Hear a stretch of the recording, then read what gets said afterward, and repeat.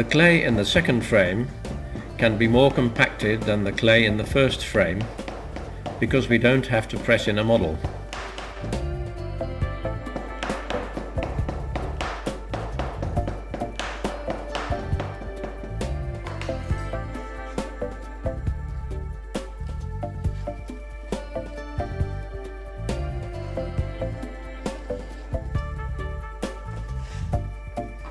Make sure that the working area is always clean. This makes it easier to see what you are doing. The mould should be frequently cleaned and checked.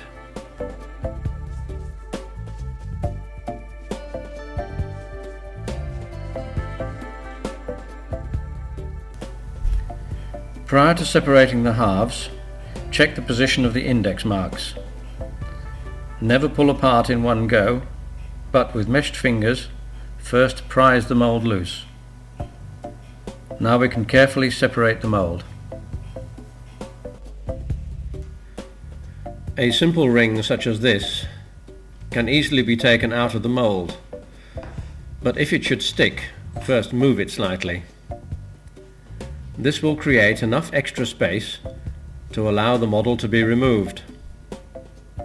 We can also use this procedure for a ring that would otherwise be too thin to cast. If the ring is too thin, the mould will not fill with gold or silver. By moving the ring back and forth, we widen the mould and make it easier to fill.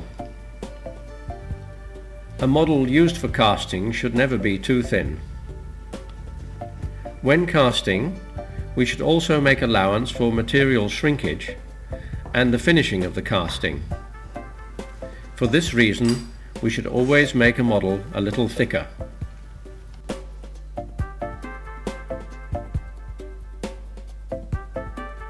Now cut away enough clay at the point where the pouring channel will be, and prick a hole using a drill to form a feeder.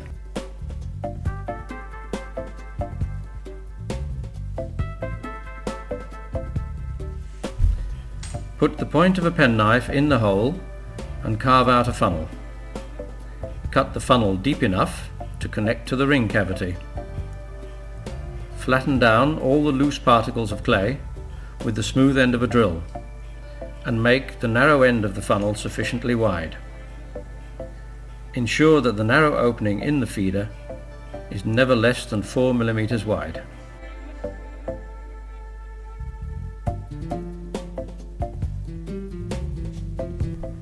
This diagram shows the most frequently made mistakes in sand casting. A shallow funnel with too narrow a passageway to the ring. This mould can never fill. Always carve the funnel right down to the ring cavity and make the neck at least 4 mm. If you have just started casting and are still learning the whole process, it is better to make an oversized feeder. When you have had more experience, you can reduce the feeder opening.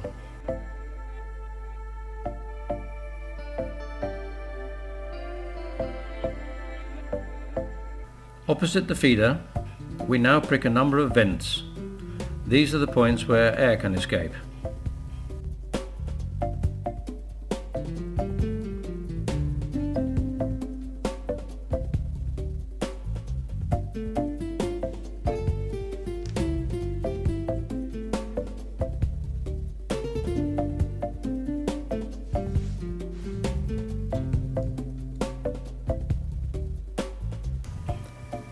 Make a runner to the ring cavity using the point of a penknife blade.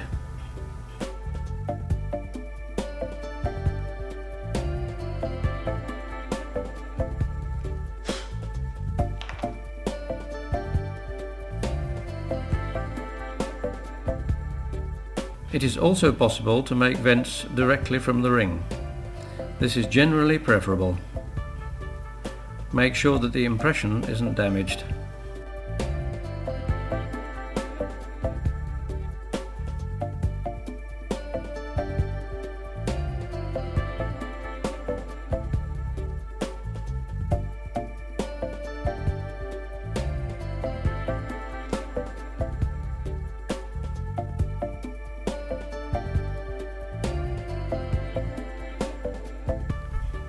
The mould is now ready for casting. Connect the two halves of the mould together again. Make sure that the index marks on the side of the frame are aligned just as they were when they were taken apart.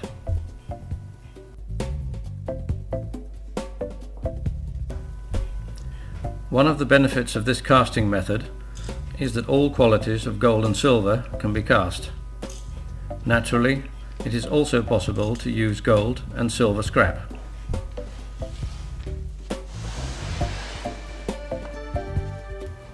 You can melt gold and silver as well as brass in a ceramic crucible, such as the one I am using here. If we want to melt bronze or copper, we will need to use a graphite crucible.